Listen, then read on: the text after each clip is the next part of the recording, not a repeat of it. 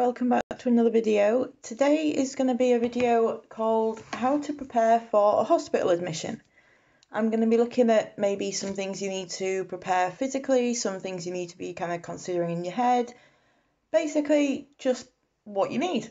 I'm sure I won't be able to cover absolutely everything that is possible that every single person will need, but I have tried to do the basics and kind of put them in some form of order.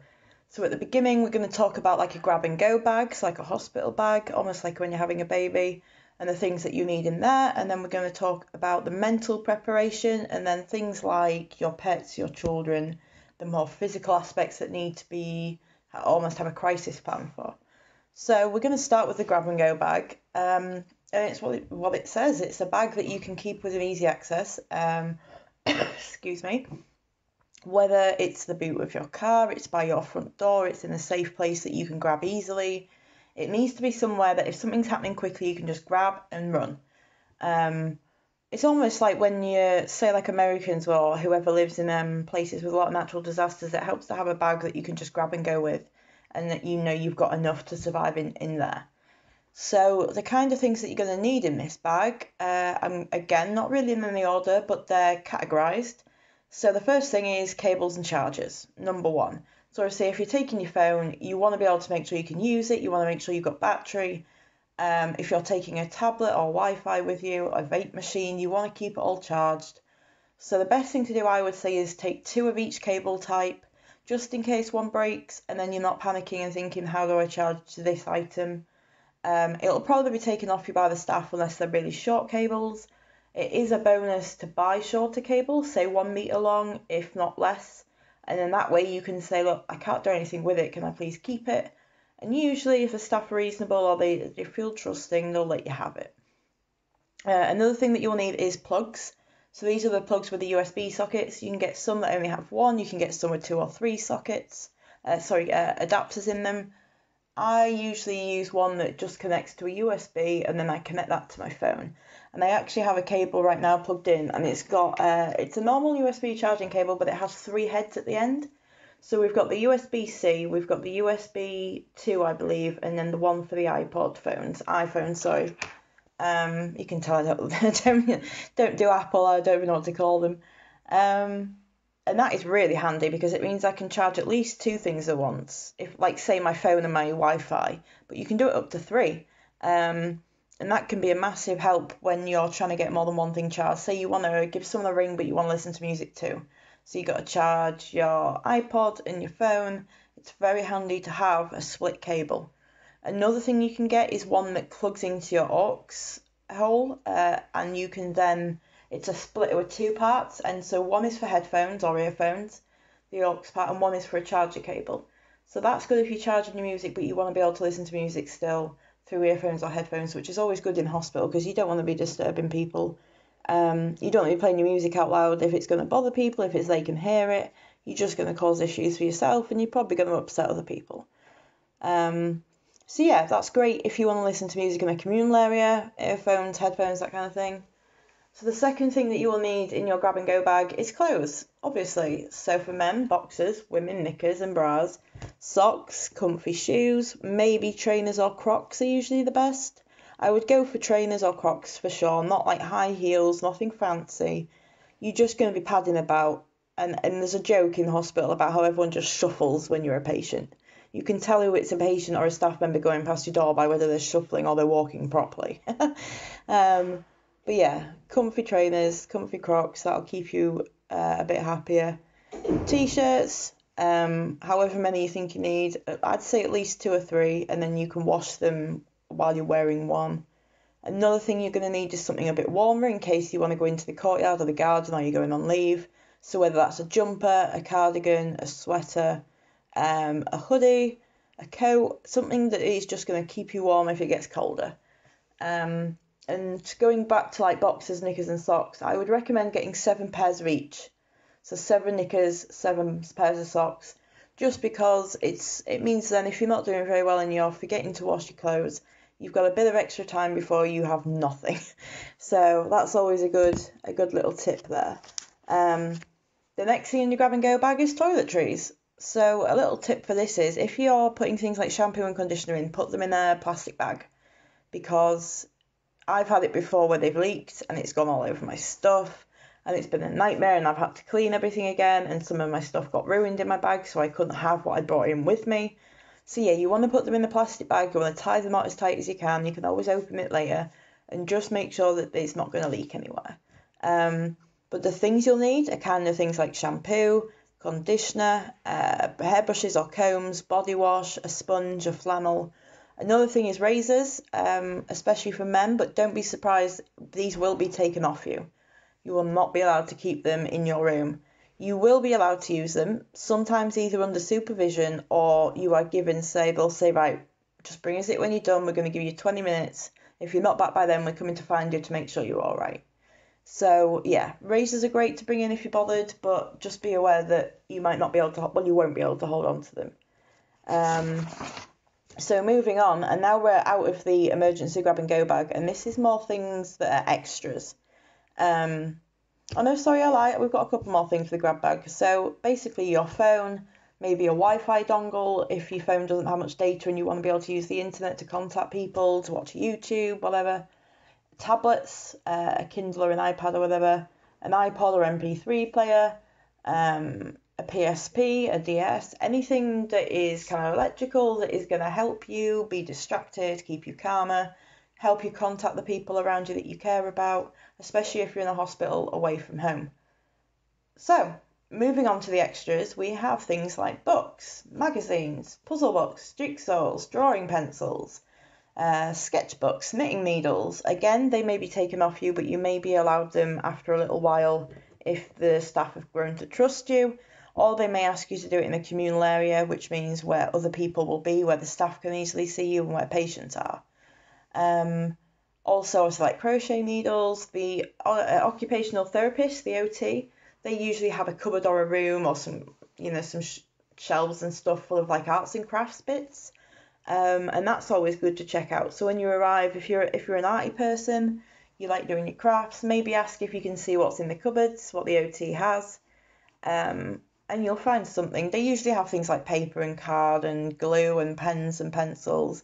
Nothing massively exciting, but it's good if you want to express yourself, if you want to get something out. It's certainly a distraction. Another kind of little extra similar to that is like writing paper and pens. Maybe start writing letters to people you care about while you're in hospital, even if you don't want to send them. You could rip them up if you don't want anyone to see them, but it can help a lot to get that emotion out of you and to say what you want to say to someone without them actually having to know what you've said. So yeah, that might help. So comforting items is what we're on to next. This is a big one for me because in hospital you have no comfort. You're not in your own bed, you can't make a cup of tea when you want, you can't have a bath when you want, really. You've got to ask for a room to be opened. You can't wash your clothes when you want, you can't eat when you want, you can't really drink when you want, you have to ask permission for cans. All the comfort and the little things in your home that you take for granted are taken away in hospital, and it is very hard to get a sense of any comfort. So this is why I've added this in, basically.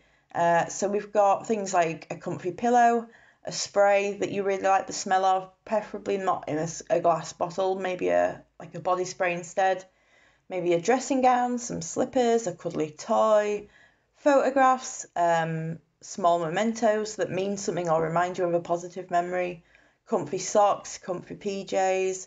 That was something I missed in the clothing. Of course, you want pyjamas as well.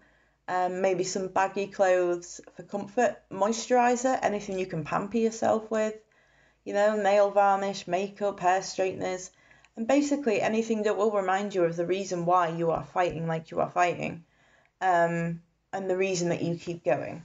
So for me, I brought something that one of my closest friends made me, Boris the giraffe, and I love him, and I've got my quilt as well that the same lady made me, good old Andrea, and they are the most comforting things I have here, just knowing that I've got something from home that people have made for me that care about me. It gives me a bit more, I don't know, it just feels a bit more reassuring to be here with those things. So some more things that you need to prepare are things like what's going to happen if you have children, if you have pets, your mail, your fridge and your bins, spare keys, your electrics, money and card, So we're going to go through all of that basically. Now, the kids stuff, I don't have children. I don't really know how that would work if you do not have a partner who could look after your children, or the other parent is not available or safe to look after the children. I'm afraid I do not know what the kind of protocol of that is, but I do know that other family members can look after your children. I also know that your partners can look after them. Other than that, I'm not sure. They may have to go into social care while you're in hospital, but I think they really do try to not let that happen. From what I can gather, they know it's disruptive to the family, they know it causes issues and upset, so they really do try not to do it. Pets. Now, again, have a grab and go bag for your pet. So, what I did for my dog, I have a little bag with a coat, a lead, some treats, some doggy bags, and basically, and her tags and her collar. So just basically, if someone else needs to look after her in an emergency, or if she's going to a kennel, I've just got everything in there. Pick it up, something that smells of me in there too, to try and comfort her. And doing these things will help you be less worried about going into hospital because you feel you're prepared. That's the whole point to this video, is to help people feel like it's not so scary going in because you have done what you can to get ready for it. So yeah, with pets, obviously you want to maybe get out of hours numbers for kennels and different places, dog walkers, if you want your pet to stay at home and you hire someone in to come and take them out every day, or someone to come in and feed them every day. So it's also worth asking your friends, people around you, if they know anyone who's willing to do that, if they know anyone who's responsible and reliable and they would recommend. It's always good to get someone who you've heard is recommended by word of mouth, because you can't always tell sometimes online if they've written the reviews and they're making themselves sound great, and they're not, because I fell for that once. I was in such a stress and I was being sectioned and I didn't know where to put Titch, and the staff that were sectioning me said, right, we'll put her in a kennel, we've arranged it, we'll take her up and then we'll take you to hospital. And when I came home, she was a mess and it was horrendous. I was so upset to see how she was. So I would recommend, really, if you can, check out a kennel before any of this could happen. Just do it on your day off, do it on a day, and just go find out what the kennels are like, what you feel with the staff, what the buildings are like, where they keep the dogs, what the grounds are like, do the dogs get much attention? Because if you know that your dog's going somewhere that you're more comfortable with them being, you are going to relax easier on the ward, you're going to have an easier time. It will lower your stress levels. So that's something to think about. And another thing is to buy maybe some pet food in bulk, just in case you go in hospital and you want someone to feed your dog for you. If you have, say, like a crate of food, you can get them from like Asda at like £8. I think it's something like 24 tins. They're pretty big tins, and as long as you just kept them to one side and didn't touch them, you always know then if anything happens, your pet's sorted. I'm saying dog, I mean pet. I'm sorry, I'm just talking from my own experience here. But yeah, the same thing goes for any animal really, kennels, cats, cats or anything. So your mail, you're getting mail delivered, that can be a bit of an issue. So either you could ask a neighbour if they will take in larger parcels for you that don't fit through the letterbox. Make sure it's someone that you really do trust, because you don't want them opening your mail, you don't want them stealing your stuff. So just be aware of that. Do think about who you could trust. And just put a sign on the door saying, please take to this number for any mail for, and then put your name. And then that way the postman can go, yeah, right, take it there. Your neighbours will accept it, and you know it's safe for them. You can also, if you have a parcel coming through something like Hermes or like Yodel, I think there's a few companies obviously. They will send you like an email the day it's going to be delivered, and you can redirect it to either a safe place or a neighbour. So if you haven't had chance to do the note in the door, as long as you've got that tracking email, you can hopefully just say online, if you click the link in the email, that you want to redirect it, and you can send it to a neighbour's house. You can put it to be sent to one of the depots that you can then collect at a later date.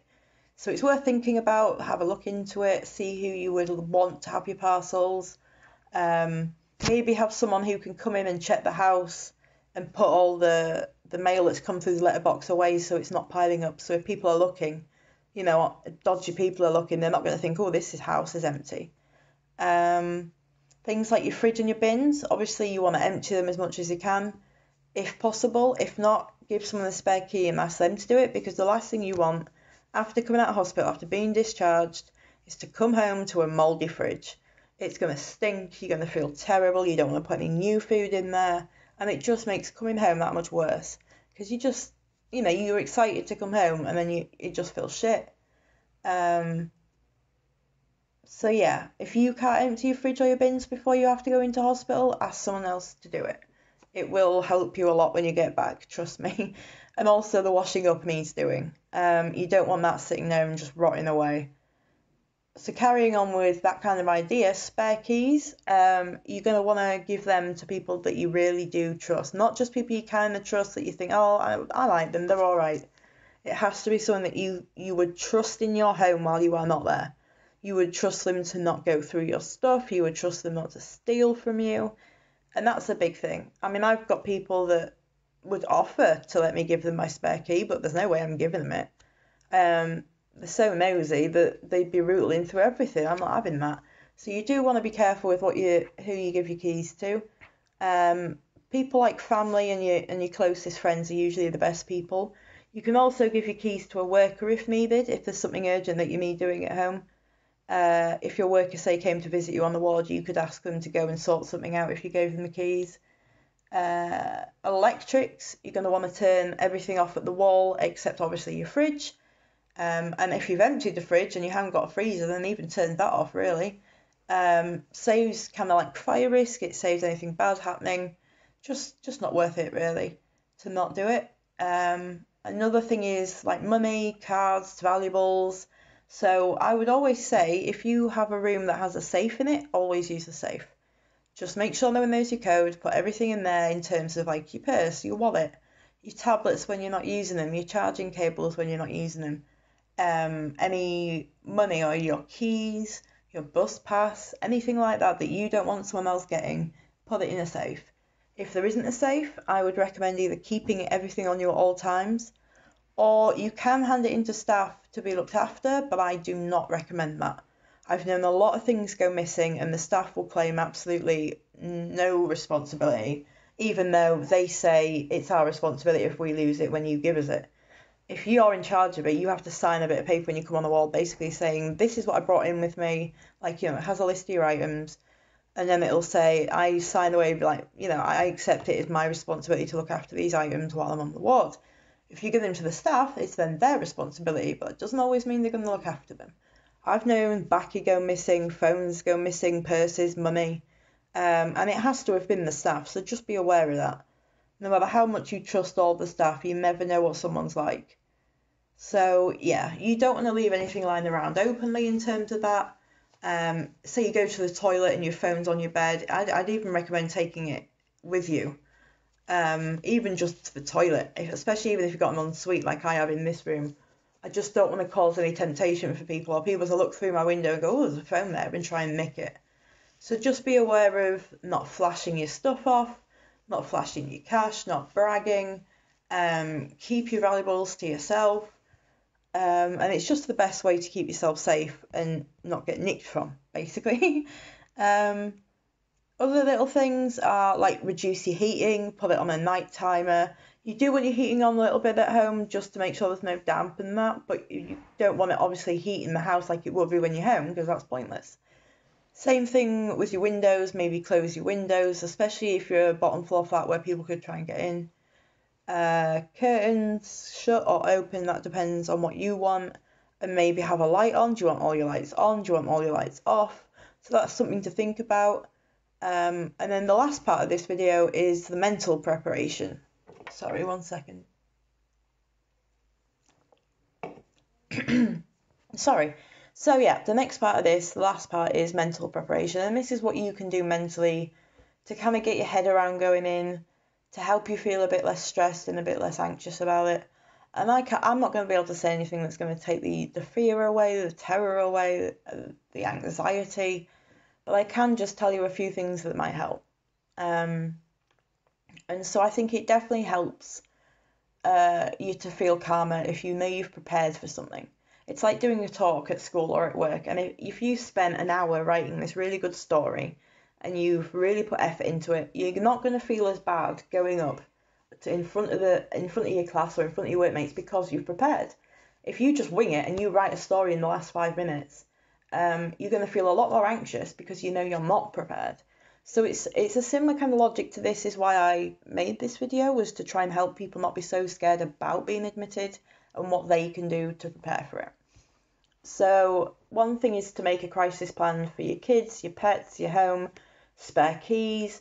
I would recommend writing this down. I would get it in your care plan if you have a CPN or a worker in mental health, or even addiction services. Get it on a system somewhere where there is a legal kind of record of it, basically.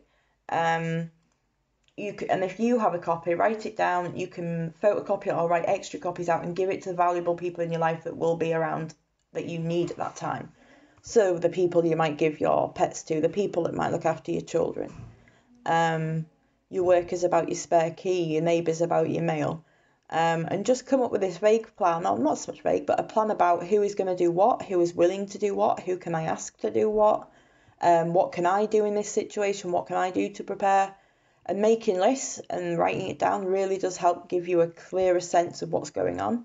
So I'd really, really recommend just getting it on paper, typing it up, whatever you want to do. Just have a physical copy. Another is to always have a little cash spare that you can take if you need, whether it's just £20 stashed in the bottom of your purse that you do not touch unless you're in hospital. Because sometimes you come into hospital, especially women, say you start your period, you don't really want to ask for pads or tampons. It's embarrassing, so you want to buy them. If you haven't got any money, you're screwed. And so I think it does help to just have a little bit to fall back on, whether it's just you want to get a takeaway, you want to get some backy, you want to get some more credit for your phone, that kind of thing. So it's just having a little bit spare, not a lot, but just enough to know that you could get something in an emergency. Think also about how to make the most of the admission. So whether you think you're unwell or not, see it as a respite. Try to focus on you. No one's life is perfect, and any chance for improvement or help should be taken, whether you believe the reasons for that help being offered is correct or not. If you can change your life for the better, why not do it? Do it. It's obvious. And I would suggest to be honest with the staff and the doctors, or at least plan to be. Think about what you are willing to talk about. Be honest with them if you don't want to talk about something, and just say it's too upsetting or I don't want to talk about that. They usually will respect that because you're being honest with them. If they feel like you're hiding things or you're lying, they're just going to treat you a bit crappily, really, to be honest. So yeah, they can't help if they don't know what's going on. They can't help if they don't understand your thoughts or your feelings or the situation you're in. So it's best to be honest and just be open with them. Make a written list of what you want to ask them, what you want to say, what you want to let the staff know about you or your illness or your care. Anything you feel is important and relevant to the care you'll receive, definitely get it written down and give them it. The ward I'm on do a little booklet called About Me, and it's like certain questions. So like, when I am upset, this is what you may see. This is how I may act. Please do not do these things. Hi guys, I apologise. A nurse knocked on the door and interrupted what I was about to say. And then something happened, and then time went on, and then I got upset. So now it's like a few hours later from the original recording, and I wanted to finish the video for you guys. So I was talking about basically making a list of do's and don'ts, things that, really help, things that really don't help, some big triggers of yours. You can also do warning signs. So when this happens, I may say this, I may do this, I may appear this way. What you want from the admission, whether it's respite, meds changes, just to feel safer, whatever it is, to get some extra support. Like, there's a lot of reasons people go in hospital. Take a meds list, a regular prescription list that you have, especially, and any meds or the tablets that you're currently taking. Sometimes they don't always have the ones that you'll be on in stock, and then you might have to wait a couple of days till they get them, so it's always a good idea to take your own, just in case. Let's see, so also you're going to want to know the name of your GP and the surgery name, who's your next of kin, can they contact them or not, any dietary requirements you may have, And when you're writing these things, be honest, skip anything you don't want to mention, but just try and give them like the key points of what you need from that admission, what you want from that admission, and kind of the things that you think that you need help with personally, because doctors always sometimes see things differently to what the patient does, and it's always helpful for them to know what our opinions are. So basically, now coming to the end of the video, I just want to be honest about it being really scary going into a hospital. It's terrifying, especially if it's your first time or one of your first times. You don't know who's going to be on the ward, you don't know what the staff are going to be like. If you're going away from home, you don't know the area, the hospital, you don't know the rules, the routine, the layout of the building. There's a lot to learn, there's a lot that can be very overwhelming. But I also want to say it's not as bad as you'll expect. There's a lot of stigma, there's a lot of stereotyping, there's a lot of fear about mental health units, and some of it is valid. Yeah, kickoffs happen, yeah, violence happens and aggression happens, but a lot of the time the staff deal with it, the patient calms down, and it just carries on, the day carries on. And kickoffs are usually rare, especially violent ones. It can be increased kind of by a negative ward dynamic or certain patients being on the ward, but as I said, the staff do the best to handle each situation as they can, and they know each patient well, better than we know each other patients, in terms of it may seem that they're not doing something that you want them to be doing for that patient, but they have a reason for that. So it's just kind of being able to trust them that they know what they're doing, which is hard sometimes when you think they're incompetent. Yeah. So I know I complain a lot about wards, but generally the staff want it as calm as we do. They'll do their best to support and engage you. They will do the best to ask what they could be doing to help you, what your ideas about your care are. It's not all bad, and to be honest, hospital has kept me alive. If at the very least it's done anything, it's kept me alive, and I'm not always happy about that situation. But on a very core level, it's done its job. It's kept me safe. It's got me out of what was a very unsafe situation, whether from me or something, my illness or something around me. And it's never easy going into hospital, but I think if you know you've prepared as best you can, physically, mentally, kind of crisis situation plans written up, it's going to make it easier for you, because you've got a lot less stress when it's happening. You've got a lot less concern about, have I done this, have I remembered that? And I would really recommend writing lists, like to-do lists. I need to call this person about this, I need to ask this person about this, I need to pack this. And you know what you want with you as, your comforting items. It could be a teddy, it could be a blanket, it could be anything. DVD players, like portable DVD players, are quite good. You can take your favourite DVDs and CDs. Sorry, I got interrupted yet again because it's tea time apparently. So, we'll carry on, and we will get to the end of this video, I promise you, it's not far. We'll pod on. So yeah, at the core of a ward, it's all about helping people. It's helping them stay safe, it's helping them recover, it's helping them get to a place where they can manage their care themselves. To be safer, to be happier, to be more at peace. The methods aren't always right at times. The staff don't always do it right, they don't always get it right, but they're human, they try, and yes, sometimes they fail, but we all do. It is hard to be understanding when you're in a situation where there's a lack of communication between staff, you've been promised something and it hasn't happened. All I can say is just, if you need to, remind the staff. Don't be scared to knock on the door and be like, yo, have you remembered this? I need you to do this for me, please. Can you ring this person? Because they get so many requests a day, it's so easy for them to fully intend to do something and just get distracted. So if you can remind them, sometimes they do get a bit arsy about it, but I think if you stay calm and just go, sorry, I just wanted to make sure it didn't get lost in the system, they're usually pretty understanding. And I was talking to a staff member earlier actually about this today, and she said they'd much rather someone said it than didn't, even if they had remembered already. Yeah, so an admission basically is just helping someone get back on their feet, helping them to be able to keep themselves safe at home, helping them to be able to get back to the life that they had before. And sometimes it's a short admission, sometimes it's a long admission, and you can never really tell how it's going to be. Sometimes you can be less unwell and be in there longer, sometimes you can be very unwell and be in there less. So the only way you can prepare is just, as I've said in this video, get the physical things ready, get a crisis plan ready, of what you'll do in each situation. Have phone lists of people that you can ring, and just know that you're not going to be alone. It feels very lonely on the ward. It's very isolated. You feel like no one cares about you there, and that's something I'm really struggling with at the moment. It's just feeling completely alone up here, and it's hard.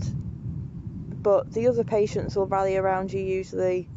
Everyone usually tries to help each other out. You do get the occasional patient that causes trouble, but on the large majority, they're lovely. They're all just like us. They're struggling, they're in a crisis, and they need help. And it's just looking at people that way and not judging them for how they look or their illness or what their illness is or how it presents. And yeah, so wards can be really scary, isolated, lonely, depressing, triggering, upsetting, and so much more. But it can also bring hope. It can bring respite and strength to go on fighting. You get some freedom from your responsibilities and stresses at home. You have time to just kind of be and focus on you, which I think we don't get a lot of the time in this world anymore. And maybe you'll learn a lot more about yourself and become more self-aware. So it could be a good thing. And I really want to say sincerely for anyone watching this about to be admitted that being as prepared as you can be will help. It will be scary. You may want to cry. You may cry. You might sob. You might want to scream and shout. You might get so upset you can't handle it. But I promise you'll get through it. And this is why I've picked the image that I'm using for this video today. Because so far you have survived 100% of your worst days. In fact, you've survived 100% of every day that you have been alive. That's a pretty good ratio. You know, like, you're doing good. And I just really want to give anyone out there hope that you'll get through it. It's not the worst thing in the world. It's scariest at the first few days. Once you get to know the patients and the staff get to know you, you learn the layout of the ward, you learn the rules, it'll become a lot easier. And then you can really focus on getting well. And I want to thank you for watching this. If you have any questions about life on a ward, drop a comment below, let me know. Thank you so much for watching this. Please like and subscribe and hit the notification bell if you want to see more. And of course, stay cool, stay safe. Bye guys.